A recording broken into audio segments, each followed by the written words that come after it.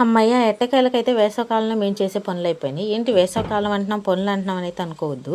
ఈ సమ్మర్‌లో అయితే మేము చాలా పనులు చేస్తాం. అవన్నీ నేనైతే ఈ మినీ బ్లాగ్‌లో మీతో షేర్ చేసుకుంటున్నాను. సంవత్సరం మొత్తంలో ఇప్పుడు కావాలంటే అప్పుడు సున్నుండలు పట్టుకోవటం కోసం అయితే సున్నుండల పిండిని ప్రిపేర్ చేస్తాం. ఇంకా మేమే కాదు, అందరూ వేసవికాలంలో పచ్చళ్ళు పట్టుకుంటారు కదా! ఈ ఇయర్ మేమేవే పచ్చళ్ళు పెట్టామంటే ఆవకాయ పచ్చడి, మామిడికాయ ఎండుబద్దల పచ్చడి, మామిడికాయ తురిమే పచ్చడి, మామిడికాయ ముక్కల పచ్చడి, మామిడికాయతో తొక్కుడు పచ్చడి, ఇలా 5 డిఫరెంట్ టైప్స్ పచ్చళ్ళు అయితే ప్రిపేర్ చేసాం. అన్ని మామిడికాయతో చేసిన టేస్ట్ అయితే ఒక్కొక్క దానికి ఒక్కొక్క పచ్చడికి అసలు ఎటువంటి పొంతనే లేదు.